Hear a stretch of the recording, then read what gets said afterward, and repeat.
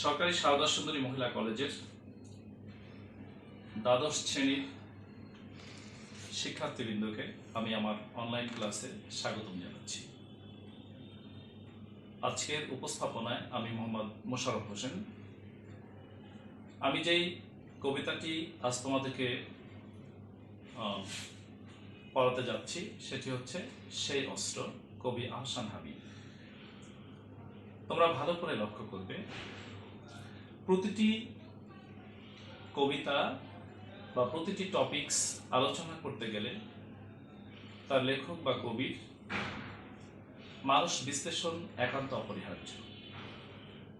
কবি মানসিকতা যাচাই না করলে, তৎকালীন কালিক চেতনায় তার পটভূমি বিশ্লেষণ না করলে আমরা তার লেখা পরিপূর্ণভাবে হৃদয়ঙ্গম করতে সক্ষম হব না। এ কারণে সংক্ষেপে বলে নিচ্ছি যে আহসান হাবীব একজন সাংবাদিক কবি। সাংবাদিকরা 10টি শিক্ষিত নাগরিকের চাই তার বেশি সমাজ সচেতন।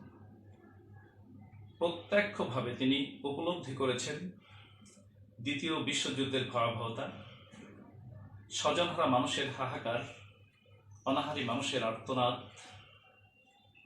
তিনি অত্যন্ত কাছে থেকে নিবিড়ভাবে পর্যবেক্ষণ করেছেন। দ্বিতীয় বিশ্বযুদ্ধের পরে যে সমাজ অবক্ষয়, মূল্যবোধের অবক্ষয়, নৈতিক অবক্ষয়ের যে অবস্থাটা চলছিল সেটাকে তিনি তার লেখনীতে ধারণ করার চেষ্টা করেছেন। তাছাড়া 1947 সালে দেশ বিভাগ, এটা আমাদের সমাজ বাস্তবতায় অত্যন্ত হৃদয় বিদারক একটি ঘটনা। 1947 সাল আমাদের পাক ভারত উপমহাদেশের ইতিহাসে একটি মাইলস্টোন হিসাবে আছে। এই দেশ যেভাবেই হোক, এই দেশ বিভাগের অন্তরালে লুকিয়ে থাকা মানুষের কান্না, মন ভাঙার যে বেদনা, এটা তিনি উপলব্ধি করেছেন। এক কথায় তিনি সার্বিকভাবে প্রত্যক্ষ করেছেন যে ভালোবাসার অভাবে মানুষ কতটা নিচে নামতে পারে। ভালোবাসা মানুষের অন্তরে না থাকলে মানুষ কতটা নিষ্ঠুর হতে পারে, মানুষের মধ্যে পশু প্রবৃত্তি কিভাবে জেগে উঠতে পারে, এই জিনিসগুলো তাকে মানসিকভাবে কষ্ট দিয়েছে। তিনি চেয়েছেন মানবিকতার এই সমাজকে বিনির্মাণ করার জন্য, শতাব্দীর ভুল উত্থিত রক্তাক্ত মানবতাকে তিনি আবার জাগাতে চেয়েছেন। আমাদের সুন্দর সমাজ ব্যবস্থাকে তিনি ভালোবাসার মধ্যে দিয়ে গড়তে চেয়েছেন। জাতি, ধর্ম, বর্ণ নির্বিশেষে সব মানুষের মধ্যে ভালোবাসার বন্ধন ছড়িয়ে দিয়ে এক সুন্দর সাম্য, মৈত্রী, ন্যায় ভিত্তিক সমাজ তিনি প্রতিষ্ঠা করতে চেয়েছেন। এটাই ছিল তার স্বপ্ন। আজকের কবিতার শিরোনাম সেই অস্ত্র। তিনি মনে করেছেন যে এই পঙ্গু সমাজ ব্যবস্থাকে, ভুল উন্ঠিত মানবতাকে আবার দাঁড় করাতে হলে, আমাদের সমাজকে নতুন করে আবার গড়তে হলে, মানবিকতায় পরিপূর্ণ করতে হলে আমাদের আরেকবার যুদ্ধ করতে হবে। সেই যুদ্ধের অস্ত্র হবে ভালোবাসা। আর এ কারণেই আমাদের আজকের এই কবিতার শিরোনাম সেই অস্ত্র। আমি কবিতাটা একটু পড়ছি, আবৃত্তি করার চেষ্টা করছি, তোমরা একটু সুন্দর করে দেখো, একটু খেয়াল করো। আমাকে সেই অস্ত্র ফিরিয়ে দাও, সভ্যতার সেই প্রতিশ্রুতি, সে অমোঘ অনন্য অস্ত্র আমাকে ফিরিয়ে দাও। সে অস্ত্র আমাকে ফিরিয়ে দাও, যে অস্ত্র উত্তোলিত হলে পৃথিবীর যাবতীয় অস্ত্র হবে আনত, যে অস্ত্র উত্তোলিত হলে অরণ্য হবে আরো সবুজ, নদী আরো পল্লবিত, পাখিরা নির্ঘুম হবে। যে অস্ত্র উত্তোলিত হলে ফসলের মাঠে আগুন জ্বলবে না, খাখা করবে না গৃহস্থালী, সেই অস্ত্র আমাকে ফিরিয়ে দাও। যে অস্ত্র ব্যপ্ত হলে নক্ষত্র খচিত আকাশ থেকে আগুন ঝরবে না, মানব বসতির বুকে মুহূর্তের অগ্নুৎপাত লক্ষ লক্ষ মানুষকে করবে না পঙ্গু বিকৃত। আমাদের চেতনা জুড়ে তারা করবে না আর্তনাদ। সে অস্ত্র, যে অস্ত্র উত্তোলিত হলে বারবার বিধ্বস্ত হবে না ট্রয় নগরী।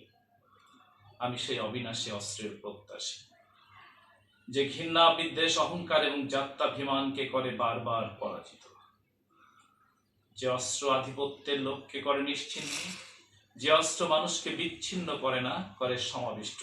সে অমোঘ অস্ত্র ভালোবাসা পৃথিবীতে ব্যক্ত করো। কবি আমাদেরকে আহ্বান করেছেন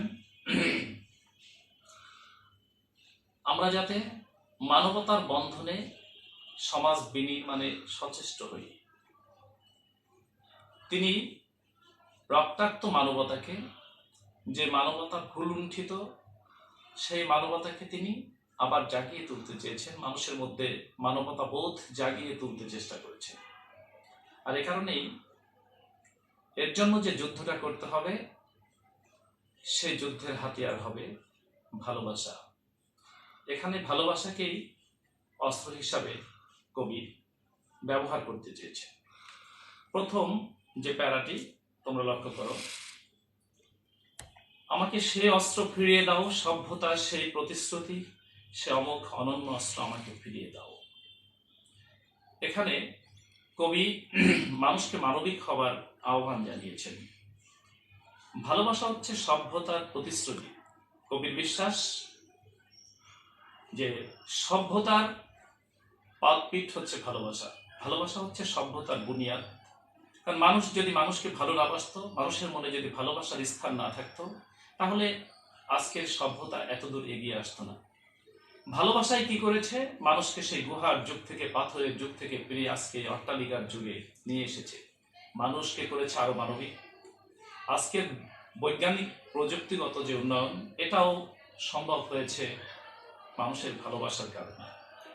সে অমোঘ অনন্য অস্ত্র আমাকে ফিরিয়ে দাও। কবি এখানে ভালোবাসাকে অমোঘ বলেছেন, অনন্য বলেছেন। অনন্য শব্দের অর্থ হচ্ছে যার কোনো তুলনা নেই, আর অমোঘ হচ্ছে সার্থক, অব্যর্থ, অবশ্যম্ভাবী। অর্থাৎ ভালোবাসা, কবি বলতে চান ভালোবাসা হচ্ছে এমন অস্ত্র যার কোনো তুলনা নেই, যার কোনো ব্যর্থতা নেই। ভালোবাসার ফল অবশ্যম্ভাবী। ভালোবাসাকে অমোঘ অনন্য বলেছেন, তার আরেকটা কারণ হচ্ছে স্রষ্টা মানুষকে যতগুলো গুণাবলী দিয়ে সৃষ্টি করেছেন, তার মধ্যে ভালোবাসা হচ্ছে শ্রেষ্ঠ। ভালোবাসা স্বর্গ থেকে আসে, এটি স্বর্গীয় গুণ মানুষের মধ্যে। মানুষের মধ্যে সত্যি যদি ভালোবাসা থাকে, তাহলে সে মহামানবে পরিণত হতে পারে। সে হয় মহামানব, মহানুভব। এই কারণেই কবি বলতে চান, মানুষ যদি সত্যি মানুষকে ভালোবাসে, তাহলে মানুষের মধ্যে হিংসা, বিদ্বেষ, হানাহানি, রক্তপাত এগুলো থাকে না। পৃথিবী হয়ে ওঠে আরো সুন্দর। আমরা যদি জাতি, ধর্ম, বর্ণ নির্বিশেষে প্রতিটি মানুষকে ভালোবাসতে পারি, প্রতিটি মানুষকে যদি আমরা ভালোবাসার বন্ধনে আবদ্ধ করতে পারি, তাহলে আমাদের পৃথিবী হবে স্বর্গের মতো সুন্দর। অন্য কোনো প্রচেষ্টাতে এটা সম্ভব হবে না। কবি বিশ্বাস করেন একমাত্র ভালোবাসা দিয়েই এটা সম্ভব। এ কারণে কবি ভালোবাসা বলেছেন অমোঘ, অনন্য, যার তুলনা নেই। সে অস্ত্র আমাকে ফিরিয়ে দাও, যে অস্ত্র উত্তোলিত হলে পৃথিবীর যাবতীয় অস্ত্র হবে আনত, যে অস্ত্র উত্তোলিত হলে অরণ্য হবে আরো সবুজ, নদী আরো কল্লোলিত, পাখিরা নীড়ে ঘুমাবে। কবি এই দ্বিতীয় প্যারায় বলেছেন, সে অস্ত্র আমাকে ফিরিয়ে দাও, যে অস্ত্র উত্তোলিত হলে পৃথিবীর যাবতীয় অস্ত্র হবে আনত। কবি এখানে বোঝাতে চেয়েছেন যে ভালোবাসা হচ্ছে এমন গুণ, সেটা যদি মানুষের মধ্যে পরিপূর্ণভাবে ফিরিয়ে দেওয়া যায়, আমরা সবাই যদি সবাইকে ভালোবাসি, এখানে যদি কোনো শ্রেণী বৈষম্য না থাকে, কোনো জাতিভেদ, ধর্মের পার্থক্য না থাকে, তাহলে প্রতিটি মানুষ একে অপরের ভাই, একে অপরের বোন, এটাই হবে তাদের পরিচয়। আর যখন মানুষ এই ভ্রাতৃত্বের বন্ধনে, ভালোবাসার কারণে ভ্রাতৃত্বের বন্ধনে আবদ্ধ হবে, তখন পৃথিবীতে থেকে যাবতীয় অপশক্তি বিদায় নেবে। যাবতীয় অপশক্তি মানুষের কাছে, ভালোবাসার কাছে মাথা নত করবে। এটাই স্বাভাবিক। এখানে যাবতীয় অস্ত্র বলতে এখানে একটা প্রশ্ন হতে পারে যে অস্ত্র উত্তোলিত হলে পৃথিবীর যাবতীয় অস্ত্র হবে আনত। এখানে একটা অনুধাবনের প্রশ্ন হতে পারে যে এই যাবতীয় অস্ত্র বলতে কবি কি ইঙ্গিত করেছেন। তা আমরা নিঃসন্দেহে বলতে পারি যে পৃথিবী জুড়ে যে হানাহানি, বৈষম্য, যুদ্ধ বিগ্রহ, রক্তপাত, সাম্প্রদায়িকতা, সাম্রাজ্যবাদীদের আগ্রাসী মনোভাব, এগুলো হচ্ছে অপশক্তি। সেই অপশক্তি পরাভূত হবে পরাজিত হবে মানবতার কাছে, ভালোবাসার কাছে। আমরা যদি সত্যি মানুষকে ভালোবেসে থাকি, মানুষের মধ্যে ভালোবাসা ছড়িয়ে দিতে পারি, তাহলে পৃথিবী থেকে হিংসা, বিদ্বেষ, হানাহানি, রক্তপাত এগুলো মুছে যাবে। আর মানবতার কাছে এই অপশক্তিগুলি পরাজয় ঘটবে। কবি এটি বোঝাতে চেয়েছেন। তাহলে যাবতীয় অস্ত্র মানে হচ্ছে যাবতীয় অপশক্তি। যে অস্ত্র উত্তোলিত হলে অরণ্য হবে আরো সবুজ, নদী আরো কল্লোলিত, পাখিরা নীড়ে ঘুমাবে।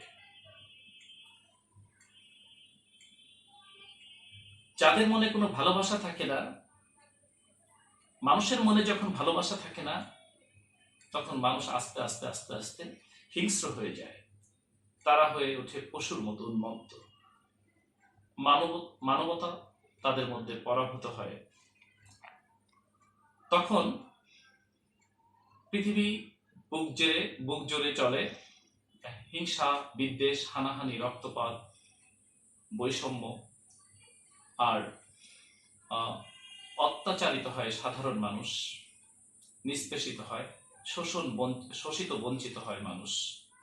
আর তাদের মানসিকতা থেকে শান্তি উড়ে যায়, তাদের মানসিকতায় কোনো শান্তি থাকে না। এ কারণেই পৃথিবীর যাবতীয় প্রাকৃতিক সৌন্দর্যগুলি, স্রষ্টা প্রদত্ত যে সৌন্দর্য, পৃথিবীকে যে সুন্দর করে গড়ে তুলেছেন, এই সৌন্দর্য উপভোগ করার মানসিকতা তাদের থাকে না। এ কারণে বলা হয়েছে অরণ্য হবে, যে অস্ত্র উত্তোলিত হলে অরণ্য হবে আরো সবুজ, নদী আরো কল্লোলিত, পাখিরা নীড়ে ঘুমাবে। অর্থাৎ নদী, পাখি, অরণ্য, ফুল, অবারিত আকাশ, এগুলো হচ্ছে প্রকৃতির সৌন্দর্য। আমরা এই সৌন্দর্য তখনই উপলব্ধি করতে পারি যখন আমাদের মনে শান্তি থাকে, আমাদের মনে কোনো উত্তেজনা থাকে না, কোনো টেনশন থাকে না। তখনই কেবল আমরা পৃথিবীর এই সৌন্দর্যগুলোকে উপভোগ করতে পারি। কিন্তু এটা তখনই সম্ভব যখন পৃথিবী জুড়ে মানুষের মধ্যে ভালোবাসা ছড়িয়ে যাবে, মানুষের মধ্যে শত্রুতা থাকবে না, বৈষম্য থাকবে না, হিংসা, বিদ্বেষ থাকবে না। আর তখনই এমনিতেই বন্ধ হয়ে যাবে মানুষের হিংসাত্মক আচরণ। এক জাতি আর এক জাতির বন্ধুদের পরিণত হবে, শত্রুতা থাকবে না। অর্থাৎ মানুষের মনে কোনো হিংসা থাকবে না, বিদ্বেষ থাকবে না, অহংকার থাকবে না। আর তখনই মানুষের মনে শান্তি আসবে। আর যখন মানুষের মানসিকতায় শান্তি আসবে, কোন দুশ্চিন্তা থাকবে না, তখনই মানুষ পৃথিবীর এই সৌন্দর্যগুলোকে, প্রকৃতির এই সৌন্দর্যগুলোকে আরো বেশি করে উপভোগ করতে পারবে। এ কারণেই বলা হয়েছে অরণ্য হবে আরো সবুজ। অর্থাৎ এই ফুল, পাখি, অরণ্য, নদী, সাগর, অবারিত আকাশ, প্রকৃতির এই সৌন্দর্যগুলিকে মানুষ আরো বেশি করে উপভোগ করার সুযোগ পাবে। অর্থাৎ মানুষের মানসিকতায় শান্তি আসবে। এর পরের যে প্যারাটি তোমরা একটু লক্ষ্য করো, প্রিয় শিক্ষার্থীবৃন্দ। যে অস্ত্র উত্তোলিত হলে ফসলের মাঠে আগুন জ্বলবে না, খাখা করবে না গৃহস্থলী, সে অস্ত্র আমাকে ফিরিয়ে দাও। এখানে কবি ইঙ্গিত করেছেন যখন যুদ্ধ বিগ্রহ হয়, যুদ্ধের সময়, বিশেষ করে যুদ্ধের সময় আকাশ থেকে যে ক্ষেপণাস্ত্র এসে পড়ে, সেটাকেই কবি বলেছেন যে ফসলের মাঠে আগুন জ্বলবে না। অর্থাৎ ফসলের মাঠে বোমা এসে পড়ে, ক্ষেপণাস্ত্র এসে পড়ে, মানব বসতি ধ্বংস হয়।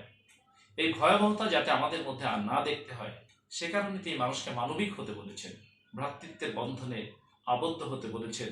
জাতিতে জাতিতে যে হানাহানি, যে হিংসা, যে শত্রুতা, এগুলোকে তিনি ভুলে যেতে বলেছেন, যাতে একটি জাতি আর একটি জাতির উপরে চড়াও না হয়, ধ্বংসাত্মক না হয়ে ওঠে। অস্ত্র ব্যাপ্ত হলে নক্ষত্র খচিত আকাশ থেকে আগুন ঝরবে না, মানব বসতির বুকে মুহূর্তের আর্তনাদ লক্ষ লক্ষ মানুষকে করবে না পঙ্গু বিকৃত। আমি আগেই বলেছি, কবি দ্বিতীয় বিশ্বযুদ্ধের ভয়াবহতা অত্যন্ত সচেতনভাবে প্রত্যক্ষ করেছেন, নিবিড়ভাবে কাছে থেকে তিনি পর্যবেক্ষণ করেছেন দ্বিতীয় বিশ্বযুদ্ধের ভয়াবহতা। এই যুদ্ধের ভয়াবহতা কবির অন্তরকে কাঁদিয়ে দিয়েছে, তার হৃদয়ে রক্তক্ষরণ হয়েছে মানুষের ভয়াবহতা দেখে। তিনি বিস্মিত হয়েছেন যে মানুষ কি করে এতটা নিষ্ঠুর হতে পারে।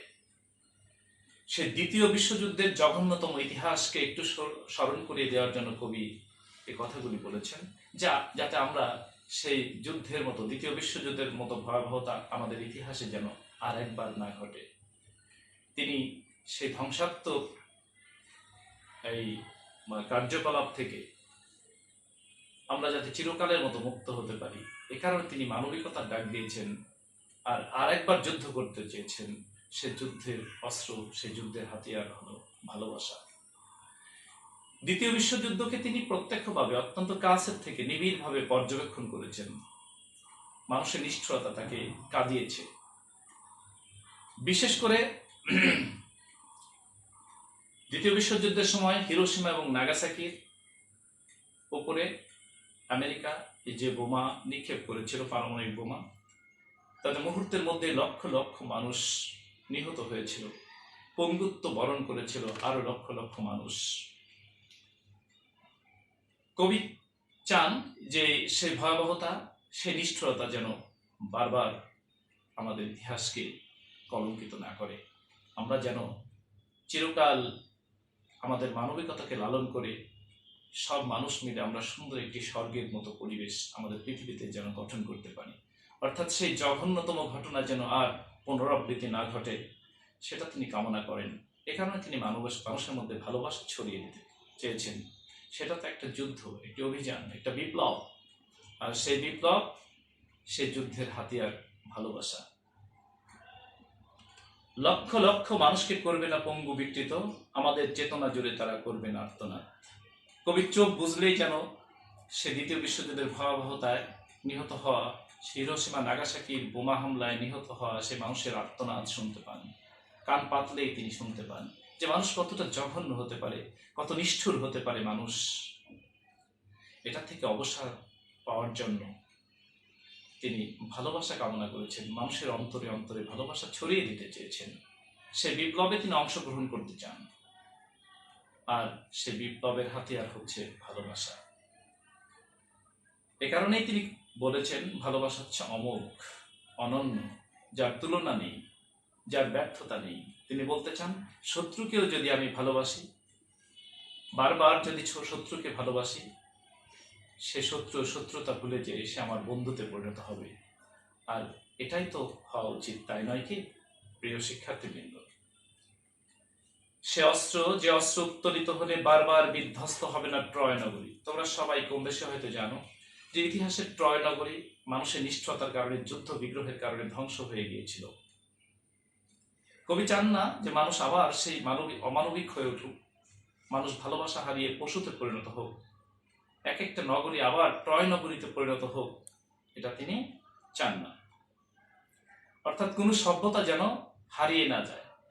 মানুষ তিল তিল করে গড়ে তুলেছে সভ্যতা, হাজার বছরের প্রচেষ্টায়, হাজার হাজার বছর ধরে বহু শ্রম দিয়ে, মেধা দিয়ে, মাথার ঘাম পায়ে ফেলে অনেক সাধনা করে আজকের এই সভ্যতাকে মানুষ গড়ে তুলেছেন। তিনি চান না এই সভ্যতা হারিয়ে যাক, মানুষের অর্জনগুলো বিনষ্ট হয়ে যাক, তিনি চান না। এ কারণেই তিনি মানবিকতাকে লালন করতে চেয়েছেন, ভালোবাসাকে সবার ঊর্ধ্বে স্থান দিতে চেয়েছেন। এ কারণেই যে ট্রয় নগরীতে পরিণত না হোক আমাদের সভ্যতা, কোন সভ্যতা মানুষের ইতিহাস থেকে হারিয়ে না যাক, এটা তিনি চান। অর্থাৎ তিনি ধ্বংস চান না, শান্তি চান, শত্রুতা চান না, ভ্রাতৃত্ব চান। অশান্তি নয়, পৃথিবী হোক শান্তির স্বর্গ, এটাই তার কামনা।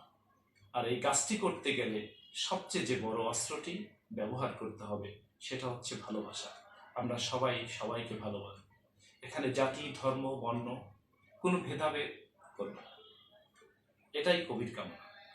আমি সেই অবিনাশী অস্ত্রের প্রত্যাশী যে ঘৃণা, বিদ্বেষ, অহংকার এবং জাত্যাভিমানকে করে বারবার পরাজিত।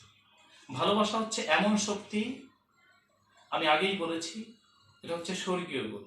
স্রষ্টার মানব সৃষ্টির যতগুলো গুণাবলী দিয়ে মানুষকে সৃষ্টি করেছেন, তার মধ্যে শ্রেষ্ঠ দান হচ্ছে ভালোবাসা। সে ভালোবাসার সেই শক্তি আছে যেটা মানুষকে মন থেকে হিংসা, বিদ্বেষ, অহংকার ভুলিয়ে দেয়, যেটা জাত্যাভিমানকে করে বারবার পরাজিত। জাত্যাভিমান খুবই খারাপ জিনিস। বংশ গৌরবকে মানুষ যখন বড় করে দেখে, নিজেকেই বড় বলে ভাবতে শিখে, তখন সে অমানবিক হয়ে যায়। আস্তে আস্তে সে হিংসুক হয়ে ওঠে, সে অহংকারী হয়, এক সময় সে কি হয়ে যায়? পশুর মতো অমানবিক হয়ে যায়। সে জাত্যাভিমানকে পরাজিত করতে পারে একমাত্র ভালোবাসা।